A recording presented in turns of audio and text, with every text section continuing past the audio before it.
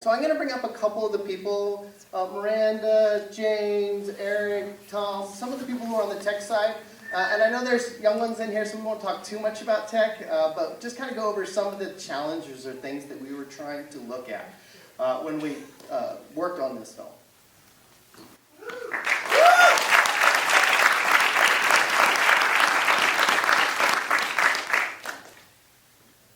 Eric Grigney, I'll hand it off to you about some of the challenges you were facing.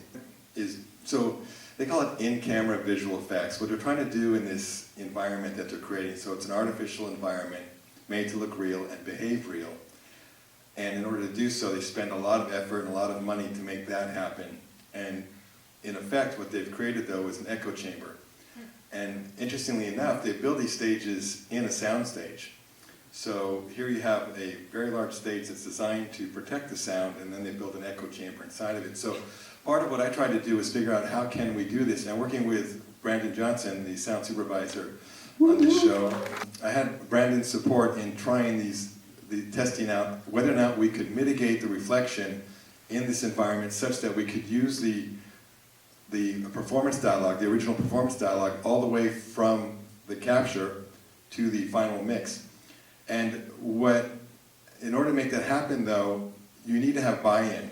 In order for you to have good sound, production has to want it. It has to start from the directors and the producers and whatnot. And if you don't have that buy-in, it's going to be very difficult to achieve this. And also the support, labor and equipment.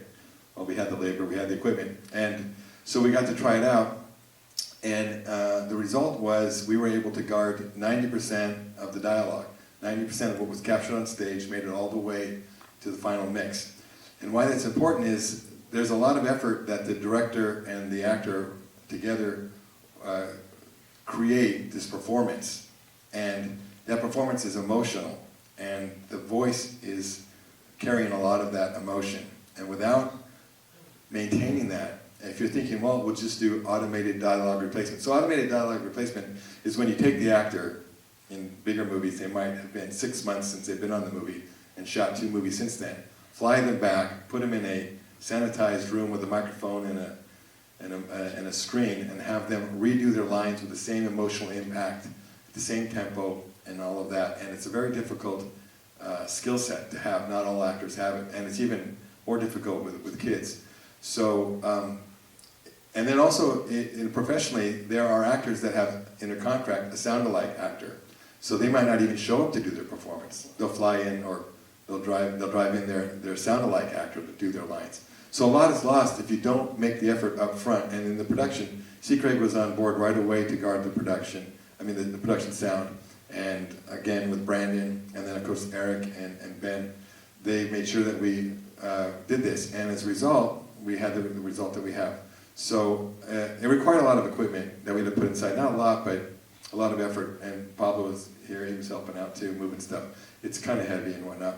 It's also, when you're shooting a movie, camera sort of has priority. There's sort of a hierarchy now, where you have camera, lighting, they get first dibs on all the space and all the best spots. And then sound kind of has to hurry up and scramble with what's left. We get the scraps. But in this production, we got to work in collaboration, and that's another key point in having and capturing good sound, is working collaboratively with all the other craftspeople. So it worked out really well, and it's a fun thing. So in the visual world, they're trying to capture what they call final pixel. In other words, the pixel that they capture on their sensor, the camera sensor, is what makes it to the screen. And what I was trying to do is capture a final sample, which is the digital equivalent of a sliver of sound that's captured on stage, makes it all the way to the movie theaters. So final sample, final pixel, look it up, that's your homework. Awesome, thanks. So to conclude, before we show the film, the 2 things that I want to confirm is we did final sample, there was no ADR. There was 10%, because as Brandon let me know, that there was, in the normal course of shooting, the lav can get rustled up, or there could be tussling among actors, and or all kinds of reasons. But you try to not have ADR, but you're going to have some ADR.